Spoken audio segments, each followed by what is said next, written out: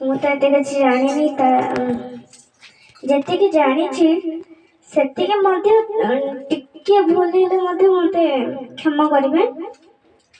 ଠାକୁର ଯେତେବେଳେ ଜନ୍ମ ହେଇଥିଲେ ସେତେବେଳେ ପ୍ରଥମେ କିଏ ବି ଦେଖିନାହାନ୍ତି, ବାସ୍ କେଉଟ ମାନେ ଯୋଉ ଦେଖିଛନ୍ତି ଭାବିଲେ କି ଶିବଚନ୍ଦ୍ର ଚକ୍ରବର୍ତ୍ତୀଙ୍କ ଘରେ ନିଆଁ ଲାଗିଯାଇଛି।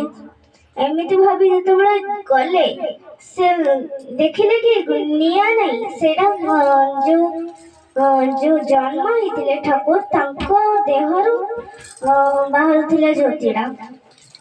ସେ ଜ୍ୟୋତିକୁ ଦେଖି ଭାବିଲେ ସେ କେଉଟ ମାନେ ଚିନ୍ତା କଲେ କି ଏଇଟାକୁ ସାଧାରଣ ମଣିଷ ନୁହଁ, ଏ ପିଲା ଆମ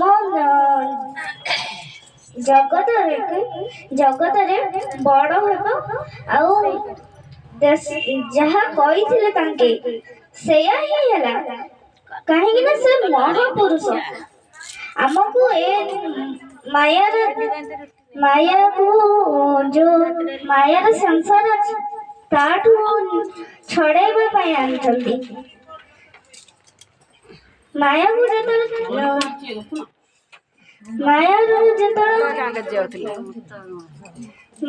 ଯେତେବେଳେ ଆମେ କାଢି ହେବା ସେଇଥିପାଇଁ ଆମକୁ ଦେଇଛନ୍ତି ପଞ୍ଚମହାଜୀବନ। ଇଷ୍ଟବୃତ୍ତି ଆମେ ସମସ୍ତେ କରିବା। ଇଷ୍ଟବୃତ୍ତି ସମୟ ସମୟରେ ପହଞ୍ଚିବା ଉଚିତ।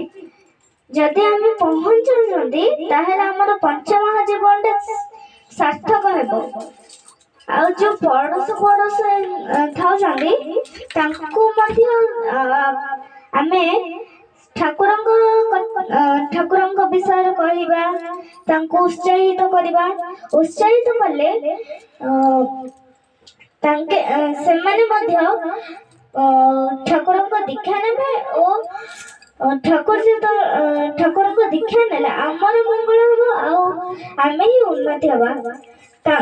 ଆମର ଉନ୍ନତି ହବା ସହିତ ଯିଏ ନେଇଥିବେ ତାଙ୍କର ମଧ୍ୟ ଉନ୍ନତି ହେବ। ଏତିକି କହି ମୋର ଦୟାମୟ ଶ୍ରୀ ଚରଣରେ ମୋର କୋଟି କୋଟି ପ୍ରଣାମ।